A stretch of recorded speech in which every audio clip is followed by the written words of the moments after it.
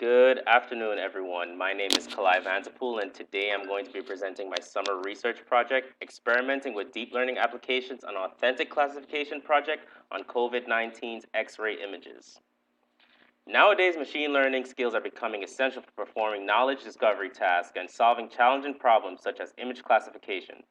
Deep learning is an interesting topic in higher education, and many talented students in the science, technology, engineering, and mathematics programs are eager for hands-on experience and application that is related to deep learning.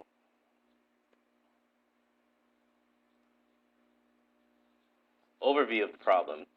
There is a demand to implement supplemental coronavirus detection to forestall the spreading amongst healthy individuals. Image classification is a supervised learning task that involves multiple labels of classification. This paper conducts a study of deep learning models and compares classification results of coronavirus detection models. The models are used to identify features on its own, using the weights and biases learned through the training of the network. An analysis is done on the trained models to compare the performance of the model's architecture and its parameters. The experiments were conducted with chest X-ray images of 674 COVID-19 positive patients and 1,432 normal patients. Solution process. For this experiment, we followed the data science pipeline, first starting with data analysis, data preprocessing, modeling, and lastly, training and classification.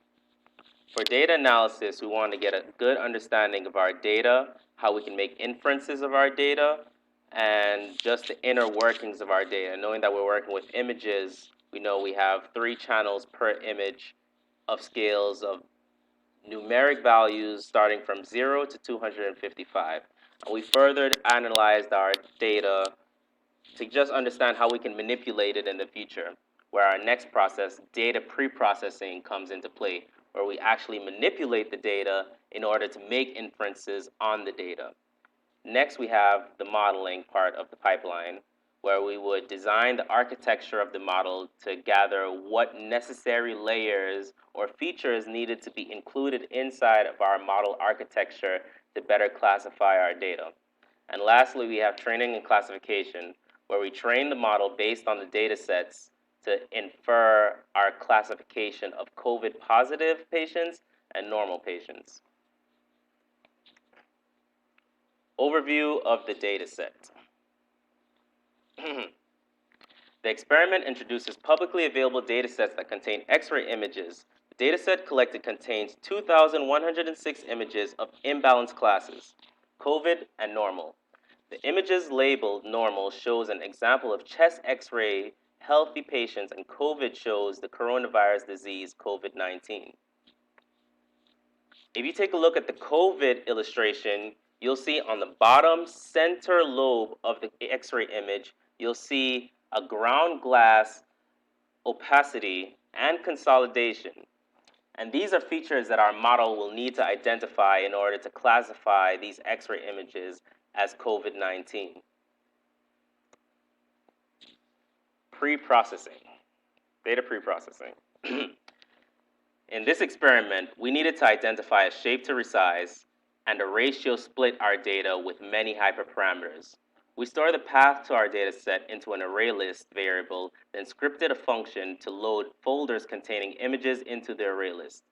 To fit the data set of various sizes, the images were resized to the input shape of the CNN convolutional neural network model architecture. For data splitting, the data set was randomly split in this experiment with the split ratio of 70% training and 30% validation. I ensure that the images chosen for validation are not used during the training in order to successfully perform the classification task and avoid overfitting. We also included a normalization technique where we divided each value of the data by 255. This just proved to be an easy way to normalize our data, knowing that the images contain 3 channels and the values range from 0 to 255. Data modeling. In this experiment, we implemented the present multi-layer classification sequential model for the classification of chest X-ray images to normal and coronavirus classes. This model is created by linearly stacking layers sequentially. Moreover, these deep learning models are not sensitive to the training data size. Data augmentation is used for the training process after dataset preprocessing, and splitting has the goal to avoid the risk of overfitting. Here, for my model, I just include the type of features we added to the architecture. Here we have a convolutional layer which contains filters where parameters need to be learned from each filter, and it's convolved to compute an activation. We have max pooling and average layers, which have a size of 2 of 2, xy. This reduces the spatial size to reduce computation in the network. We also have ReLU activations, which determines the output of the function. I also added some dropout layers at a 25% range, which randomly selects nodes within the architecture and just drops them, just knowing that I had too many parameters inside for such few features I needed to identify. I flatten and dense the input images and all the sums of the weights and biases of the images so I can produce a classification result of COVID-19 or normal, and at the end using a sigmoid activation function. Training, model, and classifying the data. After data preprocessing, splitting, and data augmentation techniques are used, the training dataset size is increased and ready to be passed to the feature extraction step with the proposed model in order to extract the pertinent features. The extracted features from the model are flattened to create the vectorized feature maps. The generated feature vector is passed the multi-layer perceptron to classify each image into corresponding classes.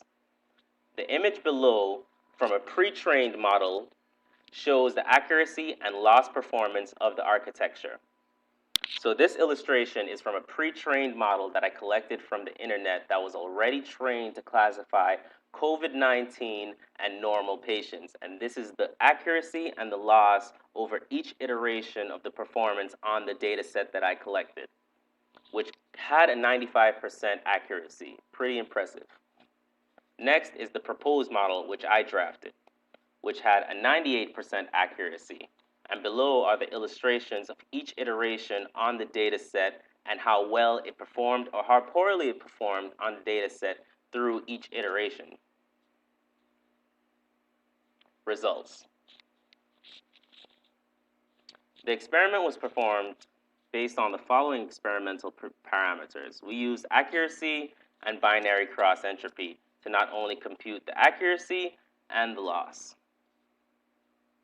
In this experiment, methods was used to classify chest X-ray images as COVID-19 positive or negative using deep learning architectures.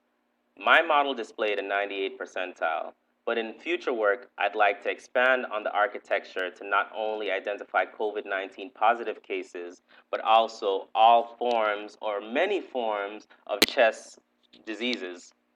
I'd also like to expand on the data set and implement more ways to identify this disease, such as implementing a way to identify CT scans, which just would involve adding some data sets of that particular class into my entire data set.